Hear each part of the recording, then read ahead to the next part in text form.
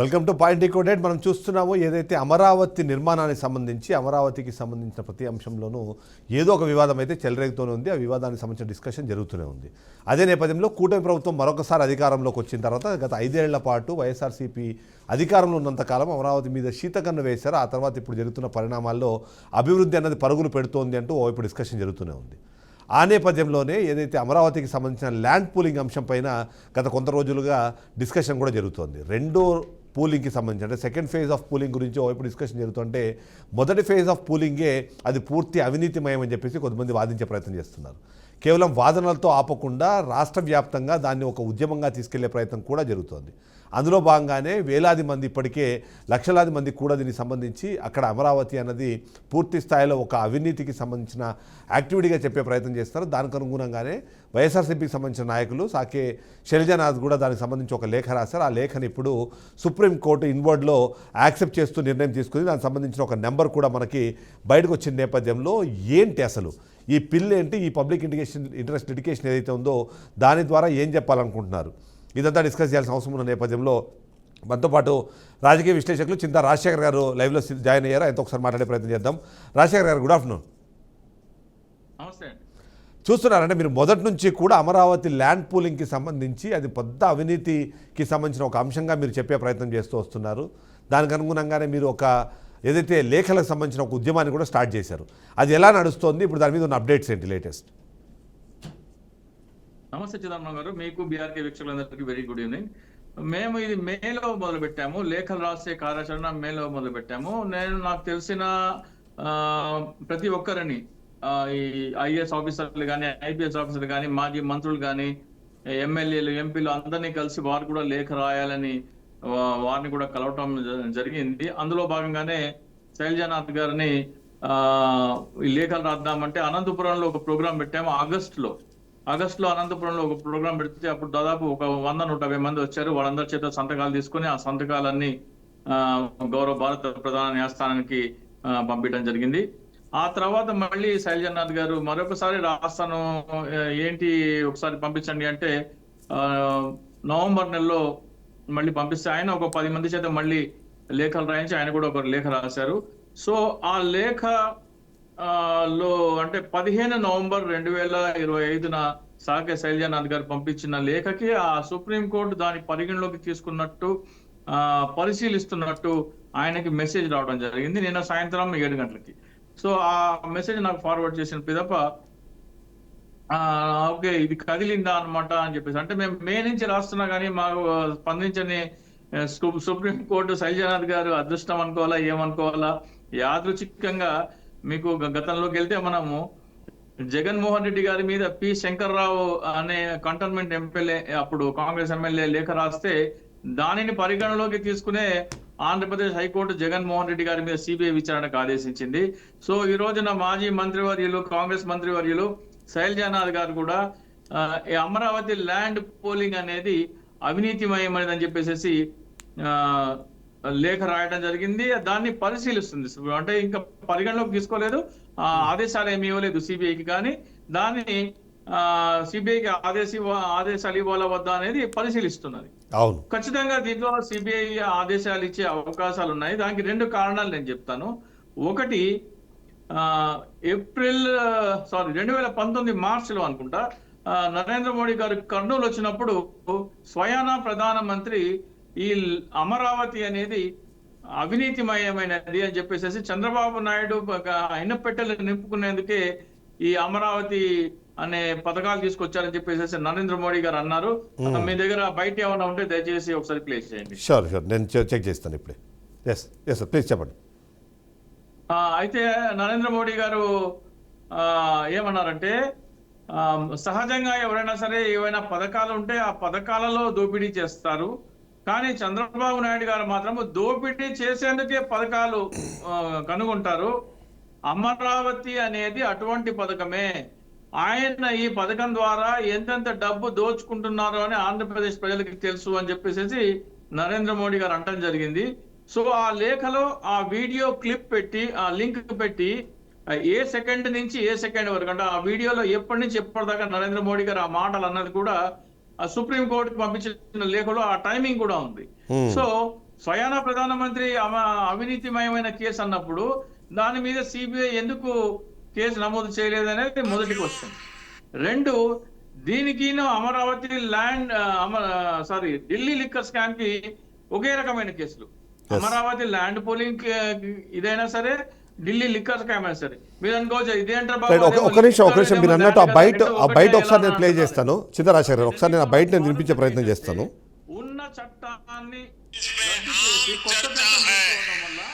చింతరాజశేఖర్ గారు, ఒక సెకండ్. सरकार की योजनाओं में घोटाले नहीं होते, बल्कि योजनाएं ही घोटाले के लिए बनाई जाती है।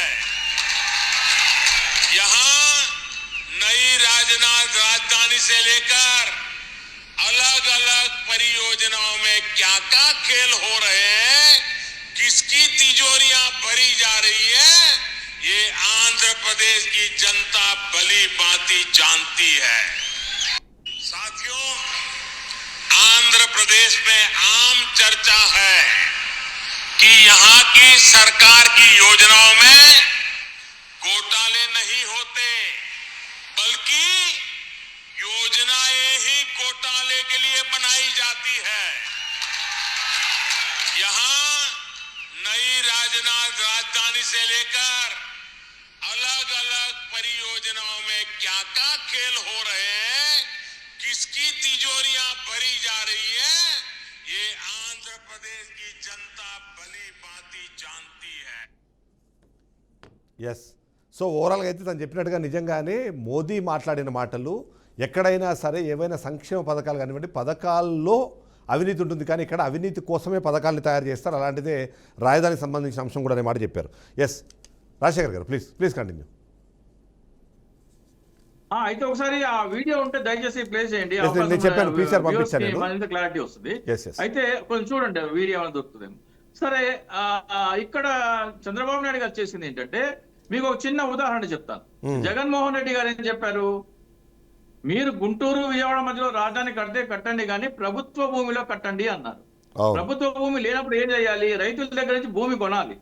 రైతులు ఎకరా 10 లక్షలు అంటే ల్యాండ్ పూలింగ్ చట్టానికి ఒప్పుకోకపోవచ్చు, కానీ ఎకరా 10 లక్షలు భూమి విలువ ఉన్నప్పుడు ఎకరా 20 లక్షలు ఇస్తా అంటే ఎవరైనా ఒప్పుకుంటారు.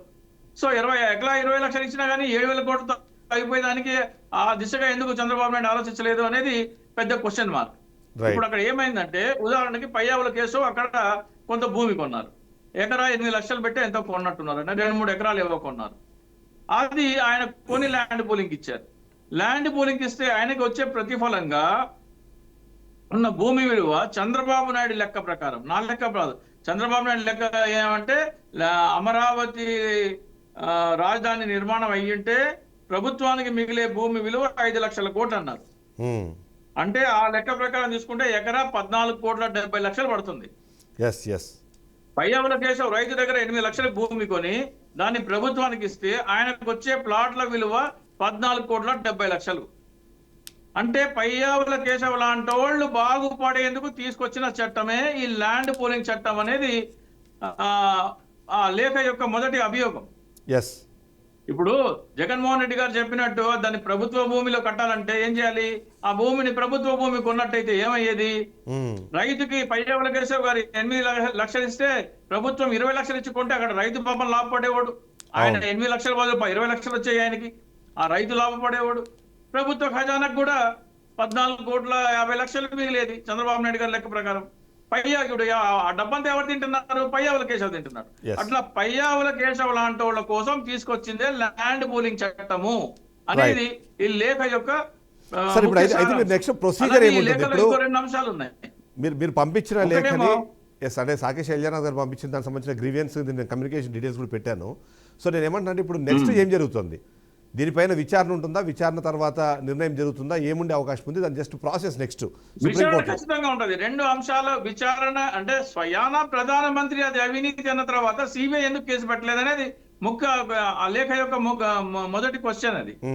అంటే ప్రధానమంత్రి దాంట్లో భారీ స్థాయి అవినీతి జరిగిందని ఆరోపించిన తర్వాత కూడా సిబిఐ కేసు ఎందుకు పెట్టదు అని అడిగితే, మరి దాన్ని కోర్టు పరిగణలోకి ఎందుకు తీసుకోదు? స్వయాన నరేంద్ర మోడీ గారు అన్న మాటలు, చంద్రబాబు నాయుడు అమరావతి మాట మీద దోచుకుంటున్నారు అని. సో ప్రధానమంత్రి గారే చంద్రబాబు నాయుడు అవినీతి చేస్తున్నారని అన్నప్పుడు దాని మీద సిబిఐ కేసు ఎందుకు లేదనేది first question. Yes second question, Delhi liquor scam లో మీరు అరవింద్ కేజ్రీవాల్ ని జైల్లో పెడితే అమరావతి ల్యాండ్ పూలింగ్ లో 5 లక్షల కోట్ల అవినీతి ఉన్నప్పుడు దాంట్లో ఎందుకు పెట్టరు? సో ఈ అంశాలన్నీ లేవనెత్తారు. అట్లాగే మెడికల్ కాలేజీల ప్రైవేటీకరణ అంశం కూడా ఉంది. మెడికల్ కాలేజీల ప్రైవేటీకరణ అంటే దాంట్లో డబ్బు దోచుకునేందుకు ప్రైవేట్ వ్యక్తులకి మెడికల్ కాలేజీలు అప్పచెప్తున్నారు. దాని మీద కూడా ఎంక్వైరీ చేయాలని రెండో అంశం.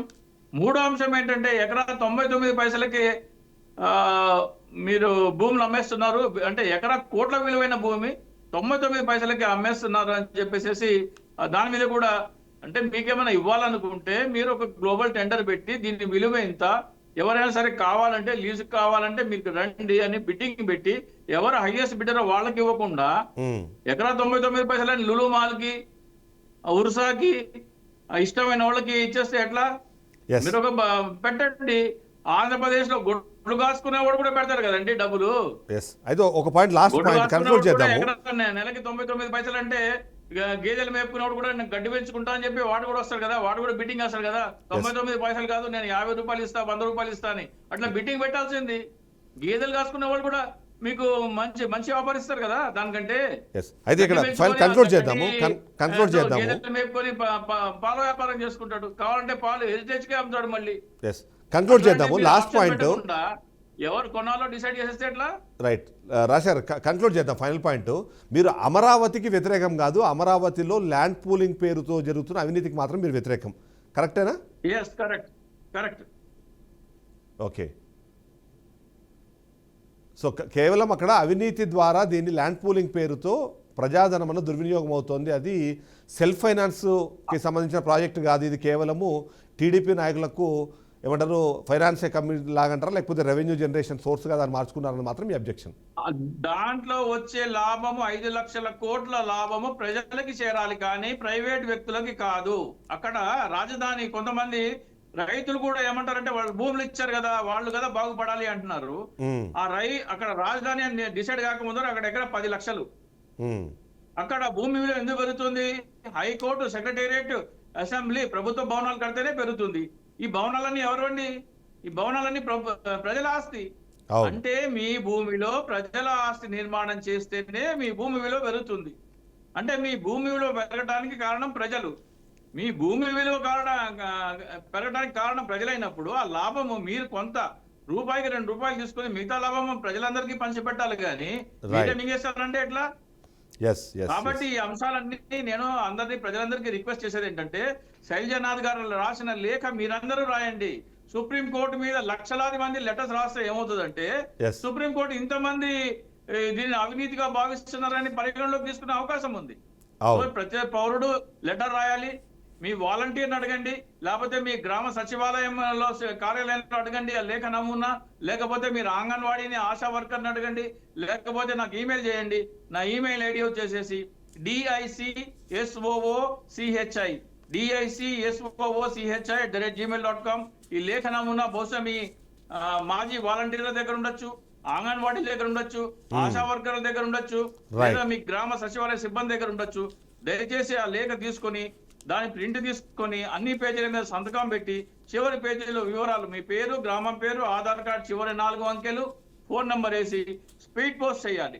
స్పీడ్ పోస్ట్ చేసే కవర్ పైన అమరావతి ల్యాండ్ పూలింగ్ స్కామ్ అని పైన హెడ్డింగ్ రాసి తర్వాత అడ్రస్ రాయాలి. అడ్రస్ రాసి గౌరవ భారత ప్రధాన న్యాయమూర్తి గారికి పంపించాలి. Right sir. Thank you so much for the information. ఓవరాల్గా చూస్తే మాత్రం చింతా రాజశేఖర్ మాట్లాడుతుంది కానివ్వండి, ఆయన చెప్తున్నది కానీ ఏంటంటే అమరావతికి మేము వ్యతిరేకం కాదు, అమరావతి పేరుతో చేయాలనుకుంటున్న ఏదైతే స్కామ్ ఉందో, అవినీతి ఉందో, లక్షల కోట్ల రూపాయలకు సంబంధించిన అమౌంట్ కాబట్టి ఆ విధంగా ప్రజాధనం దుర్వినియోగం అవ్వకూడదు అంటే మేము ఏం చేయాలనే విషయం పైన మాత్రమే ఆయన అబ్జెక్షన్ రైజ్ చేస్తున్నారు. దానికి అనుగుణంగానే ఆయన చెప్తున్న దాని ప్రకారం కూడా ఎవరైనా సరే అవినీతిని మీరు ఆపాలి అనుకుంటే సుప్రీంకోర్టు ఆఫ్ ఇండియా చీఫ్ జస్టిస్కి, CJIకి ఒక లేఖ రాయండి అని చెప్పంటున్నారు. సో అది ఓవరాల్గా చూస్తే మనం ఈ పాయింట్ డిగోడీలో మనం చూస్తున్నాం.